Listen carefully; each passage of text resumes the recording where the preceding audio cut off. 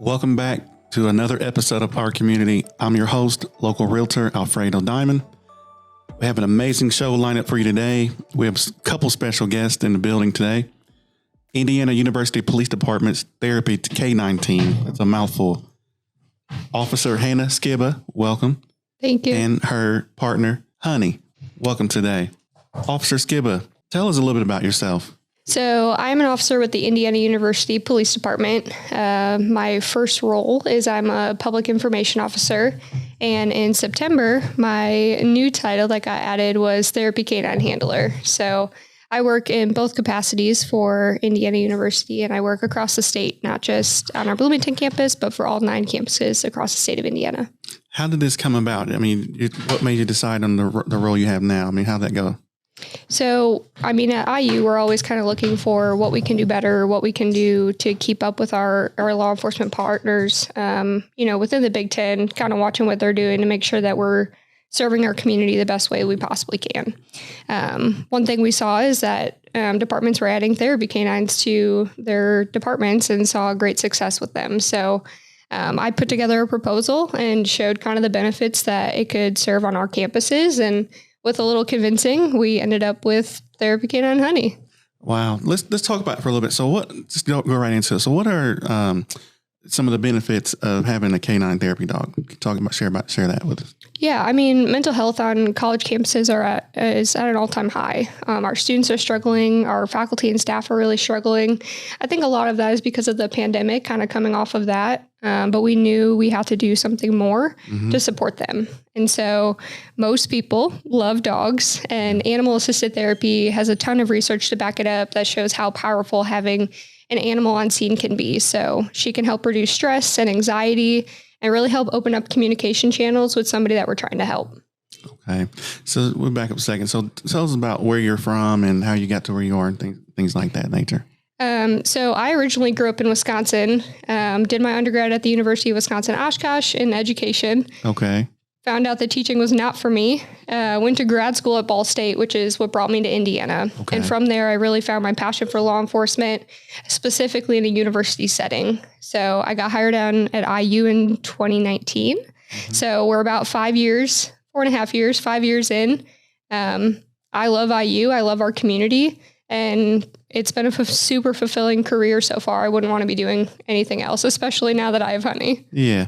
Well, are there any other certifications you have to have along with your education to work with a canine in therapy? I mean, how does that look? What does that look like?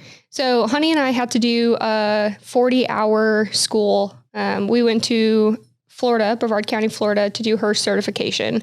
So every K-9 team's training looks a little bit different. We have 2 other bomb dogs at IUPD, and so their training looks different than mine. So we did 40 hours of training together, but Honey did all of the hard work before I got her. She did about 8 weeks of training. So the 1 week we did together was really training me how to be the best handler for her. And this is at the Paws and Stripes program?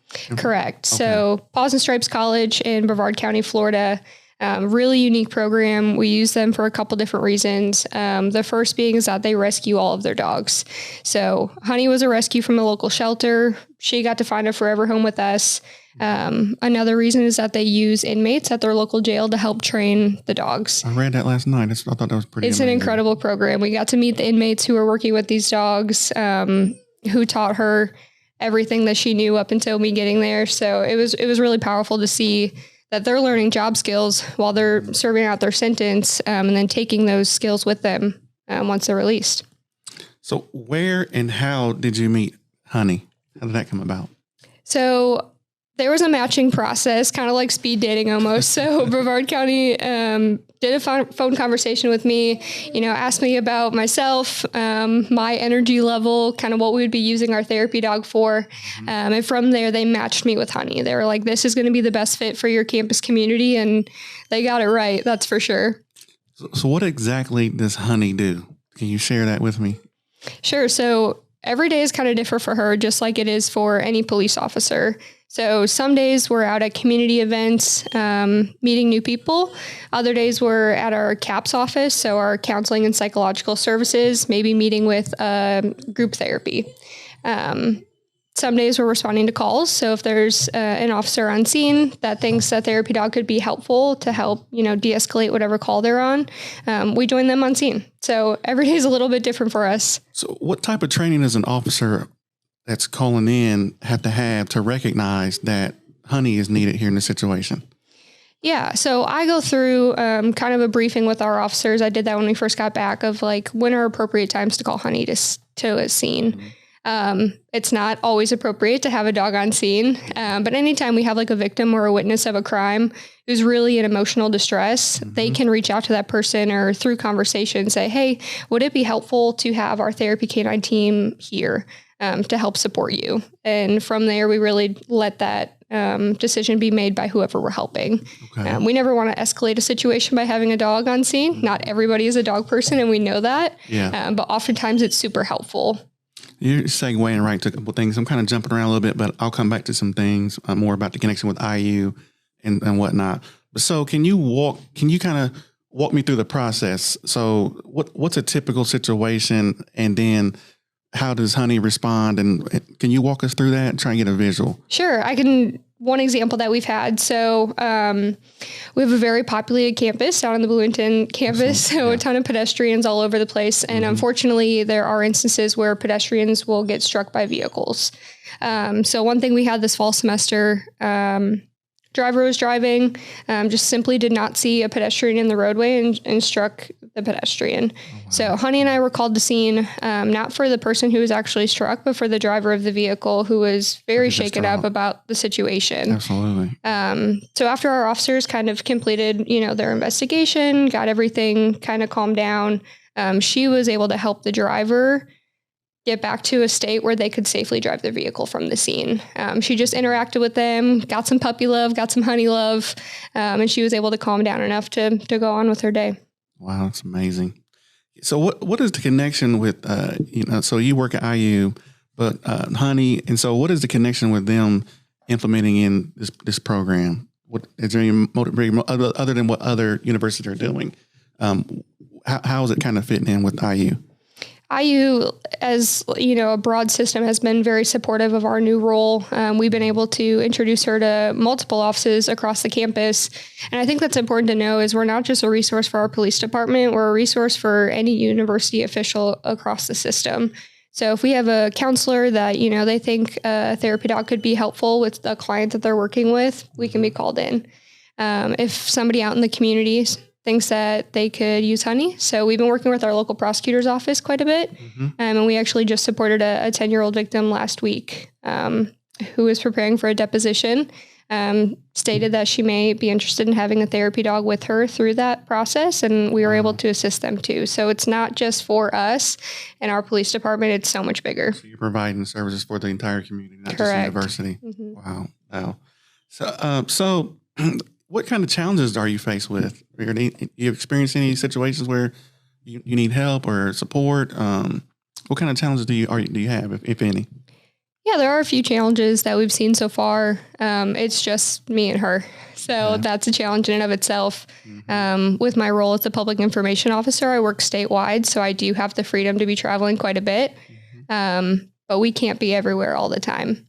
So we've kind of been exploring some different channels on how we can add another therapy dog to our team because we've seen it be so successful that we want to provide those resources to all of our campuses. So we serve on call for our Bloomington campus just because that's the most realistic for us. But in order to be on call for all of the other campuses across the state, we have to add more dogs. So that's definitely one of our biggest hurdles right now. How's that working for you? Are you any challenges with that in itself, or So far, people have been supportive, reaching out to community partners and kind of explaining to them what they do. They see the need. They see Honey. They meet her. Just a few interactions. She proves herself on why she's so beneficial. Yeah. But no, our community's been super supportive, especially the Richmond community. I cannot thank them enough for all that they've done to support us so far. So as we keep growing, I'm just going to keep reaching out to people and share our story and share why we need to add some little siblings for Honey.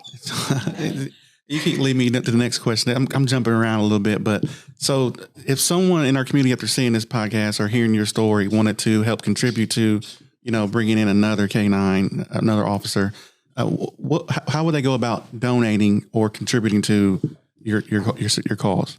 So all of our donations go through the IU Foundation. Okay. So if you visit the IU Foundation website and search IUPD K-9 unit, you can directly donate and support the next therapy dog for the IUPD. There you go. Okay. So Officer Hannah Skiba, could you share another experience that you've had from your involvement in the community where Officer Honey was involved? So a lot of the stuff we do is very informal, actually. So as we're out in the community, meeting new folks, meeting new students, it's simply like as impactful as somebody who normally wouldn't come up to a police officer is now coming up to Honey, interacting with her, wanting to learn about her, and they don't even see me in my uniform, which is beautiful. That's exactly what we want. That's awesome. We're building a connection over a dog, something that we have in common, instead of seeing the differences. So they're talking to Honey, I'm talking about our program, and we're building a trusting relationship in the process. So it's not always, responding to a scene or something super structured. It's the everyday informal connections that we're making with people that are going a long way. Wow. Officer Skibba, are there any upcoming events, projects, or causes within the community that you're particularly excited about or want to highlight where you may be involved, or Officer Honey may be there too? Yeah. So one thing I mentioned briefly was the support that we're doing with our local prosecutor's office. It's something that we're really excited about. Being able to support children in our community, something that you normally wouldn't think from a university police department where we're generally dealing with adults. But we've been able to partner with them. And so we have, some court trials coming up, some depositions, and ways that we're going to support our children in our community. List of events. I try to keep our social media pretty updated with where we're going to be. So IUPD K-9 Honey on Facebook and Instagram, and freshly on TikTok, actually. Try to keep people updated on where we're going to be. This week alone, we're on 4 different campuses, so we're traveling quite a bit. Wow. You're busy.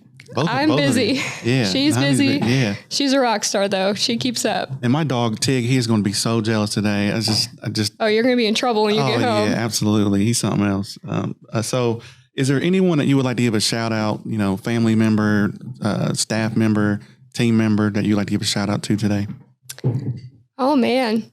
I mean, there's a couple people that have been super supportive. One, just my administration at IUPD, and really kind of believing in this mission and supporting us and kind of pushing me to grow the program into whatever I think is best for our community. So just the autonomy to be able to do that and work for an agency that supports that has been absolutely amazing.